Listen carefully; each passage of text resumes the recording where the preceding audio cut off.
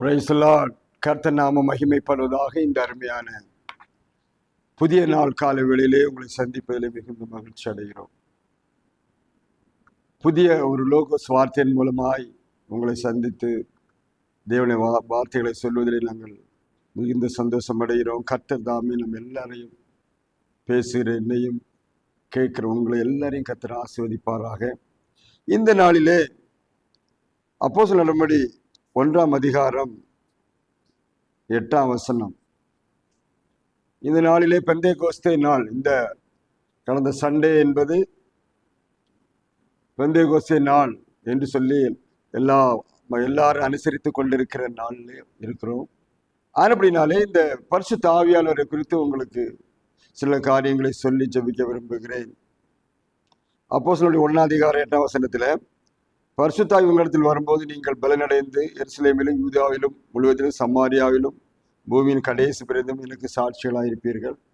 பலனடைவீர்கள், சாட்சிகளாயிருப்பீர்கள் என்ற வார்த்தையை நாம் வாசிக்கிறோம்.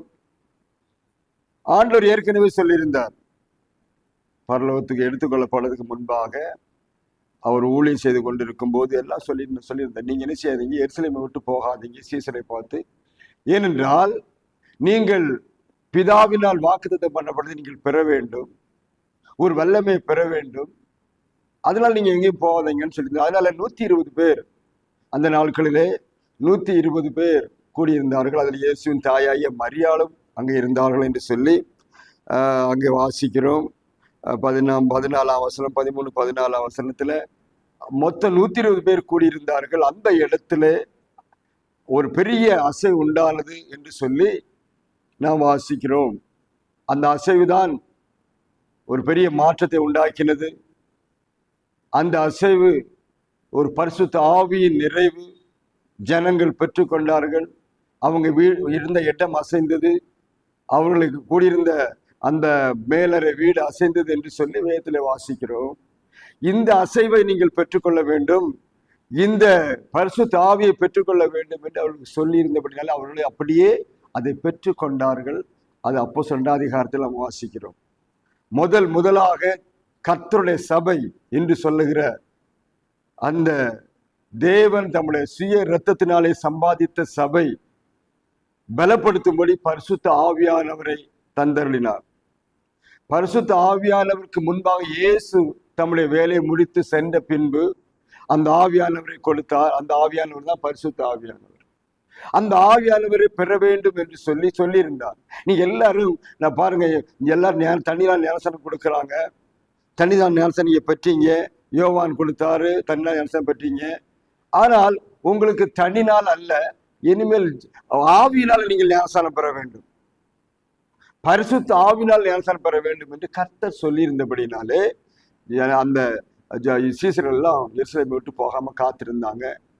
50வது நாள் வந்த பொழுது, பெந்தேகோஸ்தே என்கிற நாள் வந்த பொழுது கர்த்தர் அந்த இடத்திலே ஊற்றப்பட்டார். 120 பேர் ஒவ்வொருவரும் அவர்கள் அந்நிய பாஷைகளை பேசி கர்த்தரை மகிமைப்படுத்துகிற அளவுக்கு ஒரு பெரிய மாற்றத்தை உண்டாக்கப்பட்டது. அதைத்தான் வேதத்திலே வாசிக்கிறோம். அந்த நாள் தான் பெந்தேகோஸ்தே நாள். அந்த நாள் தான் பெந்தேகோஸ்தேக்காரர்கள், அந்த நாள் தான் சபை உருவான நாள். சோத்திரம். உலகத்தில் அப்பதான் சபை உருவாச்சு. அதை நாம் அறிந்து கொள்ள வேண்டும். முதல்ல 120 பேர், அதுக்கப்புறம் 3000 பேர், இப்படியே சபை பெருக தொடங்கினது என்று சொல்லி வேதத்திலே அந்த அப்போஸ்தலர் அப்படி ஃபுல்லா நம்ம வாசிக்கிறோம். அப்படியானால் கர்த்தர் இங்கே நம்மகிட்ட என்ன சொல்றாரு? சீசனா இருந்தது இல்லை, நீங்கள் பரிசுத்த ஆவியை பெற வேண்டும். சபைக்கு வருகிறது அல்ல, அதை காட்டிலும் முக்கியமா ஒரு பெரிய பங்கு இருக்கிறது. சபைக்கு வந்துட்டா மட்டும் பரலோகத்துக்கு போக முடியாது. சபைக்கு வந்துட்டா மட்டும் கர்த்தருக்கு பிரியமா வாழ முடியாது. பாவத்தை ஜெயிக்கணும், பிசாசை ஜெயிக்கணும் அப்படின்னா நீங்கள் பரிசுத்த ஆவியை பெற்றுக்கொள்ள வேண்டும் என்று சொன்னார். இதைத்தான் பாருங்க, சில சமயங்கள்ல நமக்கு யோசனை, சில சிந்தனைகள் இருக்கும். பரிசாவி பெறாம இருந்தா இல்லையா சபைக்கெல்லாம் சும்மா போயிட்டு வரலாம், ஆனா பரலோகத்துக்கு போக முடியாது. பரலோகத்துக்கு போகணும்னு என்ன வேணும்? ஆண்டவர் வாக்குத்தத்தம் பண்ணினதை நாம் பெற்றுக்கொள்ள வேண்டும். மீட்கப்படும் நாளுக்கென்று முத்திரையாய் கொடுக்கப்பட்ட பரிசுத்தாவியை பெற்றுக்கொள்ள வேண்டும். அந்த அனுபவத்தில் நம்ம வர வேண்டும். சும்மா பரிசுத்தாவின்னு பேசிட்டு அப்படியே பரிசுத்தாவி வந்துட்டு சொல்லவில்லை. அந்த ஆவியை நிரம்ப வேண்டும். நம்ம தண்ணீர் குடிக்கிறது போல ஆவியானவர்களே நம்ம குடிக்க மூழ்க வேண்டும். சோதரம் குளிப்பிக்க வேண்டும் என்று சொல்லப்படும். அபிஷேகம் என்பது குளிப்பது. அபிஷேகம் பரிசுத்த ஆவியின் அபிஷேகம். அந்த அபிஷேகம் என்பது தலையிலே ஊற்றப்படுவது. 120 பேர் இந்த தலையிலே ஊற்றப்பட்டது. அதனால அவர்கள் வித்தியாசமான அந்நிய பாசைகளை பேசி கர்த்தருடைய நாமத்தை உயர்த்தினார்கள் என்று அப்போஸ்தலர் 1 அதிகாரம் 1, 2, 3 வசனங்களை இங்கே வாசிக்கலாம். இந்த நாளிலே அருமையானவர்களே, கர்த்தர் இந்த பெந்தேகோஸ்தே நாட்களிலே ஆண்டவர் நம்மை பார்த்து சொல்லுகிற காரியம், இந்த கடைசி நாட்களே உலகத்தை ஜெயிக்க, பிசாசை ஜெயிக்க, கஷ்டத்தை ஜெயிக்க, ஆண்டவருக்கு சாட்சியாய் வாழ இந்த வசனங்கள் நமக்கு சொல்லப்பட்டிருக்கிறது. பரிசுத்தாய் உங்களிடத்தில் வரும்போது நீங்கள் பலனடைவீர்கள். எருசலேமில், யூதேயாவில், எங்க எல்லா இடமும் சாட்சியா இருப்பீர்கள். சாட்சியா இருக்கணும்னு ஆசை.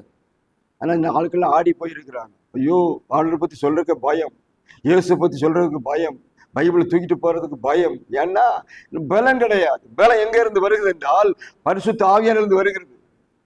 ஒரு நாள் இந்த பேதுரு பயங்கரமான பயந்தாங்கோல் இயேசு பிடிச்சிட்டு போன உடனே ஓடி ஒளிச்சிட்டாரு. ஒளிச்சு தூரமா பின்பற்றிக்கிட்டே போறாரு. எல்லாரும் கேட்கிறாங்க, ஏப்பா இவனை பார்த்தா இயேசுவோட இருந்தோன்னு தானே, இவனை தூக்கி உள்ள போடுங்க, உள்ள போட்டுருவாங்க, அடிச்சிருவாங்கன்னு பயந்து, இல்ல என்ன இயேசு யாருன்னே தெரியாது என்று மறுதளித்தான். 3 மேலை மறுதளித்தான் என்று வேதத்திலே வாசிக்கிறோம். அப்படிப்பட்ட பேதுருதான் ஒரு நாள் பெந்தேகோஸ்தே நாள்ல பரிசுத்தாவியை பெற்ற பிறகு எழும்பி நின்று பேச ஆரம்பிக்கிறான். அப்படி பேச ஆரம்பித்த பொழுது அவன் பிரசங்கத்தை கேட்டு அவன் போல்டாய் பிரசங்கம் பண்ணினான். பயங்கர தைரியமாய் பிரசங்கம் பண்ணினான். அந்த பிரசங்கத்தை கேட்டு 3000 பேர் மனம் திரும்பி ஞானஸ்நானத்தை பெற்றுக் கொண்டார்கள். அன்றைக்கு முதல் நாளே 3000 பேர் சபையில் சேர்க்கப்பட்டார்கள். அதுதான் ஆதி காலத்து அப்போஸ்தல சபை என்று சொல்லப்பட்டிருக்கிறது. போராடமெல்லாம் சாட்சி, போராடமெல்லாம் அற்புதம், அடையாளங்களை கர்த்தர் செய்து கொண்டு வந்தார். ஆவியானவர் கூட இருந்தபடினாலே நம்ம எண்ணி முடியாத, சொல்ல முடியாத பெரிய பெரிய காரியங்கள்லாம் செய்தார்கள். அவருடைய வார்த்தையினாலே கர்த்தர் தம்முடைய சபையை கட்டி கொண்டே வந்தார். ஜனங்கள் கூட்டம் கூட்டமாக இணைந்தார்கள். இன்னைக்கு எல்லாம் ஒரு ஆத்மா இயேசுவை நம்பணும்னு சொன்னா அந்த கஷ்டமா இருக்கு. ஆனா அன்றைக்கு அப்படி கஷ்டமா இருக்கவில்லை. ஏனென்றால் பரிசுத்த ஆவியானவர் பலம். இன்றைக்கு அருமையானே, நீங்கள் சாட்சியாக வாழ வேண்டும் என்றால் இன்றைக்கு ஒப்புக்கொள்ளுங்க. இந்த அருமையான கால வேளையிலே நீ ஆண்டவருக்கு சாட்சியா வாழ பரிசுத்தாய் பெற்றிருக்கிறீர்களா? டெய்லி வசனத்தை கேட்டுக்கொண்டிருக்கிற அருமையான தேவனுடைய பிள்ளைகளே, ஆவியை பெற்றிருக்கிறீர்களா? ஆவி சொல்லுவது போல் நடந்து கொண்டிருக்கிறீர்களா? அந்த ஆவியை உங்களுக்கு கிரியை செய்தால் ஒரு பெரிய விடுதலை உண்டாகும். சோதர் பெந்தேகோஸ்தே நாளிலே கர்த்தர் அற்புதம் செய்து எல்லா சபைகளிலும் ஆவியை ஊற்றி கொண்டே வருகிறார். உங்களுடைய சபையில் உங்களுக்கு கர்த்தர் ஆவியை ஊற்றினார். சோதரர் ஒரு பெரிய மாற்றம் உண்டானது, ஒரு அசைவு உண்டானது. இந்த அசைவை நீங்கள் பெற்றுக்கொள்ளும்படி இந்த நாட்களிலே பரிசுத்த ஆவிக்காக காத்திருங்கள்.